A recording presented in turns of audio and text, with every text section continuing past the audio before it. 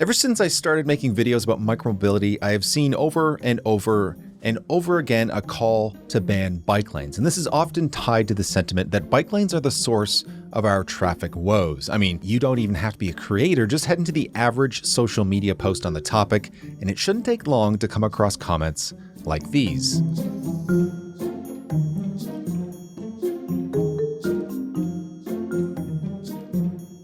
But in some blackly comic sick joke of a world we live in, these comments aren't confined to the dregs of social media. They can even be found in the real world. Because recently, Doug Ford, Premier of Ontario, has introduced legislation to not only prevent the addition of new bike lanes on streets in which they will take away a lane for car traffic, but has also stated that they plan to remove bike lanes already built in the city of Toronto, which in 2024 is, strictly speaking, insane.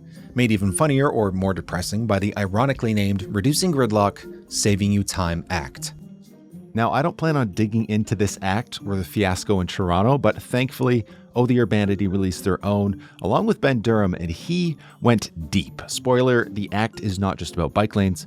Go check those out. But all this rhetoric and outrage has got me wondering, what would happen if we actually got rid of all the bike lanes? And if I could answer that right now, it would be bad. Like, all bad. And to show you what I mean, I'll ask you to join me on this bike lane banning hypothetical. Do you remember that scene in Harry Potter and the Philosopher's Stone where Dumbledore totally stole the house cup from Slytherin? He claps his hands and changes the decor to match Gryffindor's house colors? Okay, now just imagine that, but instead, out front of the Ontario Legislative Building stands Doug Ford, and just as the clock strikes midnight, he claps his hands and declares for all that bike lanes will be no more. And of course, you could insert any person into any city. We're not just talking about Toronto. But in the morning, the world would be different. Bike lanes on major streets would be returned to car travel lanes or public space for the storage of private vehicles. Where there once were modal filters to facilitate cyclists would be open for all to pass through. And even those little sharrows on the asphalt would be gone. Everything on our streets meant to facilitate bikes replaced so that the car may reign free. Basically turning back the clock like you might on Google Street View. The effect on car traffic would likely be immediate. Ignoring any confusion from the sudden change, the best case scenario, car traffic would get better. You heard that right, folks. Giving more space to cars typically makes car traffic better. And if you're captured enough by the car, you might close this video now and take that point with you to the bank. But there's a little known problem: induced demand. While the traffic may improve initially, the extra capacity will attract more drivers, eventually reaching that traffic equilibrium similar to before the bike lanes were removed. It's a simple exercise in behavioral psychology. If the cost to travel goes down, the cost being time, more people will be willing to pay that cost, generating more car trips until the roads reach capacity and we are right back to square one, or more likely worse. And that's pretty normal for road widenings, see the 401. But in this scenario, there's an added bonus to the congestion question. Because while the experience for drivers might initially be better, it would undoubtedly be worse for cyclists from day one. Without a safe route, riders will give their journey a second thought. In fact, a large proportion of cyclists would give it up immediately. And this is related to the level of traffic stress, which categorizes people's willingness to deal with traffic hazards into 4 levels. Now, I'm being very generous to many cities' bike networks, including Toronto's, but the bike infrastructure that previously enabled up to 60% of the population in stress level 2 to get on 2 wheels is, for the most part, gone. They'd be likely to quit outright. In stress level 3 riders, about 10% of the population would possibly stick it out, but probably only for a little while, at least greatly reducing their reliance on the bike to get around. And stress level 4 would continue to ride, but that only accounts for 1% of the population. All these people who are cycling still need to get to where they're going. Some will take transit, some will walk, some will forgo certain trips altogether, but more importantly, some will get in their cars. Because contrary to what many seem to believe, most cyclists are also drivers, adding to that car traffic we're trying to relieve in the first place. Be careful what you wish for. Also worth mentioning are people who use micromobility for last-mile transportation. Getting on a bike to get to the train, for example. They may find that last mile inconvenient or even impossible and will forgo transit altogether, opting for a car for the entire trip. So, best case scenario, traffic will get better for a short period of time, but in all likelihood, in a city like Toronto, traffic congestion on day 1 would be just as bad as it was before the bike lanes were removed, only to get worse as the months pass by. Unless, of course, you want to demolish half the city to satiate demand like they did in Detroit. But failing's a funny word, geez. Not only failing, but doing the opposite of addressing the misguided complaint that bike lanes make traffic worse is just the beginning.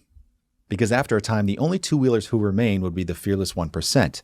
While they may have the experience of navigating traffic, status quo points to inevitable crashes, and with the routes now made with no separation from cars, the crash, injury, and death rate will rise among this population. Sadly, along with them, the risk will go up for everyone else, including drivers. Studies from around the world show time and time again that adding bike lanes to streets reduces crash injury and fatality rates. Like in Portland, where a rise in cycling infrastructure over 20 years contributed to a whopping 75% reduction in overall road fatality rate. While expanding space for cars does the opposite, leading to more cars and higher speeds, which inevitably lead to more frequent and severe crashes. And another problem will also get worse: air pollution. Often attributed to the addition of bike lanes, it's said that they make pollution worse because they add to congestion, which increases pollution from all those idling cars. But since we've already covered that more space for cars means more cars on the road, it stands to reason that we will indeed have more pollution as a result. Which is a pretty big problem when it comes to health. As the air pollution increases, so will the instances of asthma and other respiratory diseases in the short term. In the long term, neurodegenerative disease will rise along with cardiovascular, respiratory, and lung cancers. And when you add in some extra sedentary lifestyle associated with car-centric living, we can look forward to a less healthy population. And when paired with the increased crash rate, it will inevitably lead to a larger burden on our already strained healthcare network, which not only makes dealing with the medical system worse for everyone, it will cost us more. While we use magic to get rid of all these bike lanes, in reality, that will cost a lot of taxpayer money to accomplish. And with the ever-increasing demand for highways, road space, and the necessity for parking that we all pay for through taxes or bundled into the things we buy, we will all pay more or lose out on other services to make up for it. Driving costs us all more, not just individually, but as a society. Consider places like Rue Saint-Denis in Montreal, an excellent example of a mixed-use transportation corridor today. Oh, the Urbanity released a 30-minute video displaying the throughput along this street during rush hour, where more bikes passed by in half the space. Removing those bike lanes would indeed reduce total throughput, increase car traffic, noise, and air pollution, which not only has an effect on the health of the nearby residents, it's also a financial hit. As the thoroughfare becomes a less appealing place to be, folks spend less time there and less money.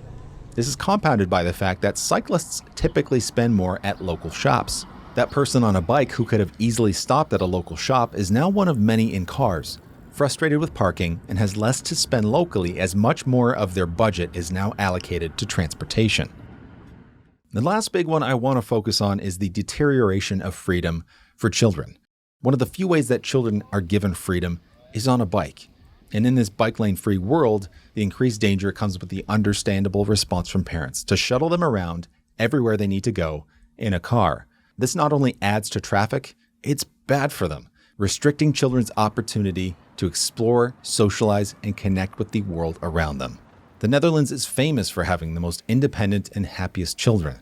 They're able to navigate the world on their own from a young age, in large part to the safe network of cycling infrastructure that has been built. Instead, we'll continue to see the classic question, why don't kids go outside anymore? So, all that, plus a few bonus effects like extra noise pollution, more delivery riders in cars or riding their bikes and scooters on the sidewalk, and more traffic on neighborhood streets. The only upside of this would be potentially reducing congestion for car traffic temporarily or during off-peak times, and if you consider more money being poured into the car industry as a good thing, that. So, will banning bike lanes help solve the congestion issue? No, not in any meaningful way. It will likely do the opposite. Doubling down on cars, the thing that got us in this traffic mess in the first place, is like trying to cure obesity by upsizing your wardrobe, and removing bike lanes is like swapping that one salad you ate a week with another burger. Now, I'm not going to sit here and say that bike lanes are the silver bullet to all of our woes. We still need cars. I mean, even in the Netherlands, there are plenty of cars. I've driven there, even along the highway outside Amsterdam on a Monday morning at rush hour. And you know what? It was great. I mean, look at this. This is on a Saturday morning outside of Rotterdam. When would you ever see the 401 like that? And a big part of this is because people have other options, one of which is cycling.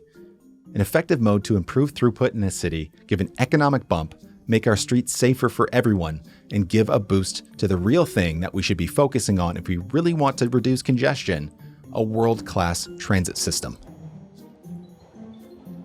The only way to decrease traffic congestion is to A, overbuild the infrastructure for cars, turning your city into the anti-place, see Detroit, LA, or Houston, or B, invest in public transit, walkability, and micromobility.